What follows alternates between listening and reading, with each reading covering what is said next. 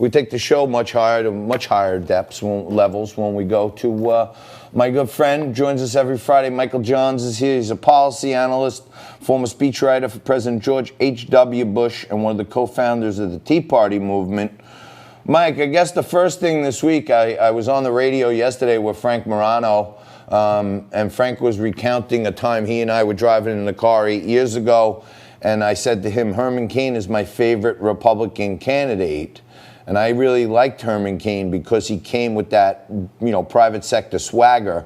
And I said to Frank yesterday, Herman Cain was actually the precursor to Trump for people who were looking for an outsider with business experience.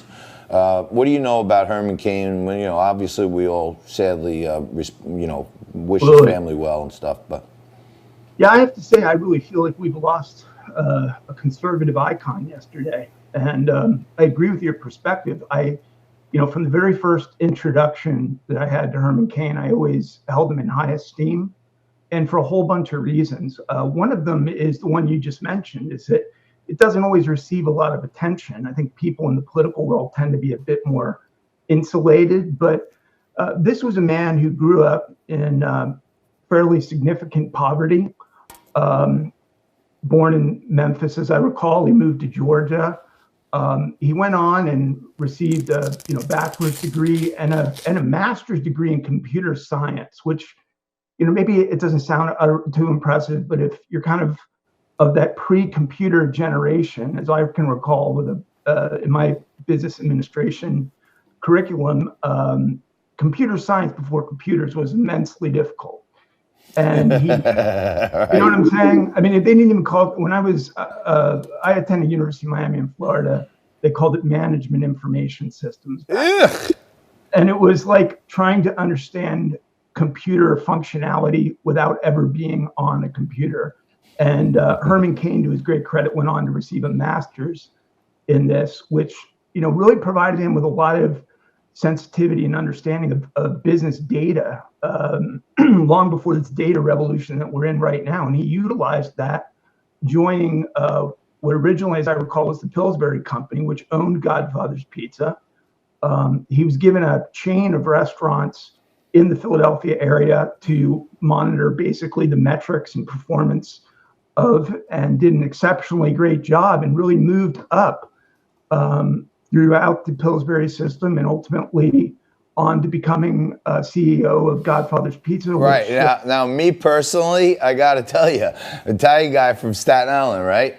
I used to think to myself then, wow, how good is this guy at thinking outside the box? If you could be a black guy who takes Godfather's Pizza to the national, it was one of the biggest chains out there. You don't typically see black guys running pizza places, but to get through all those hurdles, I said, wow, this guy's got to know something. I didn't know about his MIS background in computer science. I guess he was tracking traffic and, preference, and figured it out because, even back then it was hard for a black guy to become CEO, nonetheless, of a pizza company. Yeah, I couldn't help but contrast this week as we kind of celebrate the lives of two great African Americans, John Lewis and Herman Cain, kind of how their upbringings and various experiences impacted them. And I started to think about the question of whether there was any commonality, whether there was any common denominator. They probably would both dismiss it if they were here. I think, though, the common denominator was ultimately how they graduated into understanding the importance of populism and grassroots activism in politics.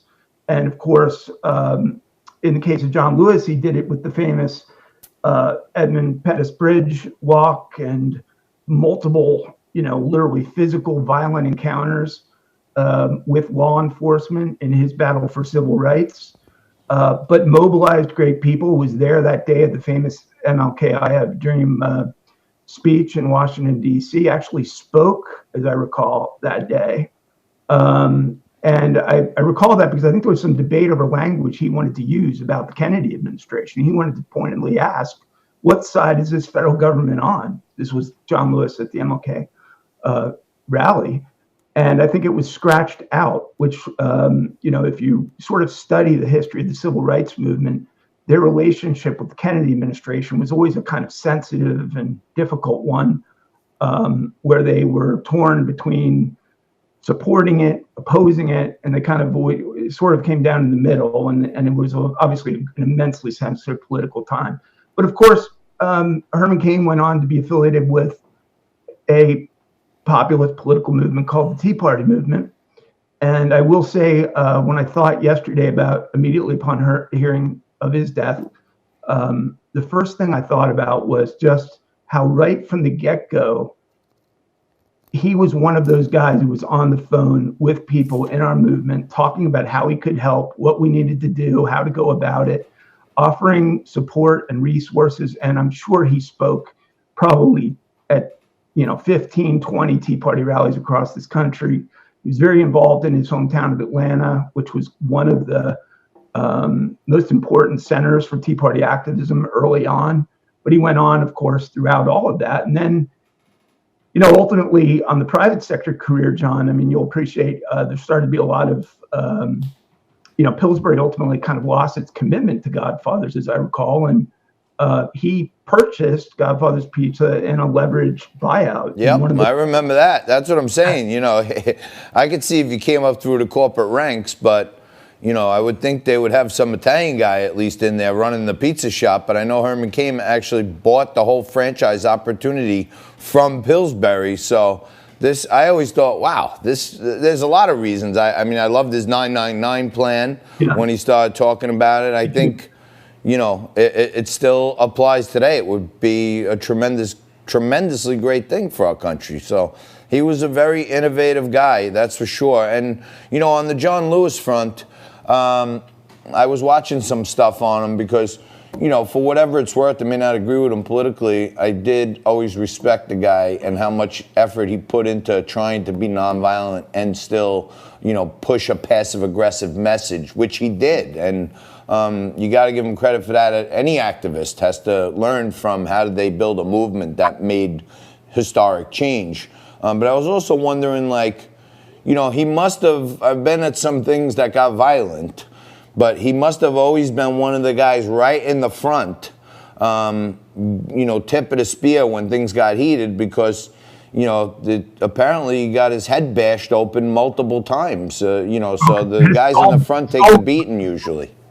His skull was broken. And I'll tell you, having had a number of conversations with him, because we were both engaged in Africa, heavily in Africa and developing world policy in the early 90s, late 80s, you could see this scar, from it.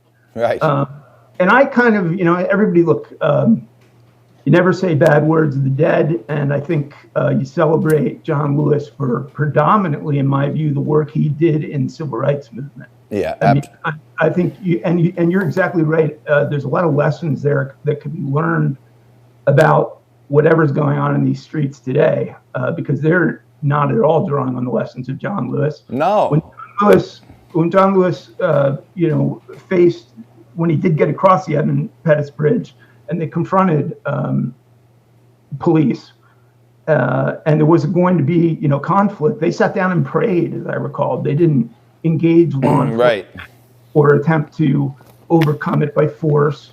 And that was, really throughout all of his career. And he was taught the kind of nonviolent activist measures in Protestant churches in the South. No doubt. That were involved in the civil rights movement and drew upon that throughout that entire career. And then, of course, leveraged that for a very lengthy career in the U.S. Congress that was markedly more divisive, and no question about that. But you know what? Hey, look, at a time when the term Black Lives Matter is getting hijacked, two great African Americans who cared about America pass away, and at least we honor that.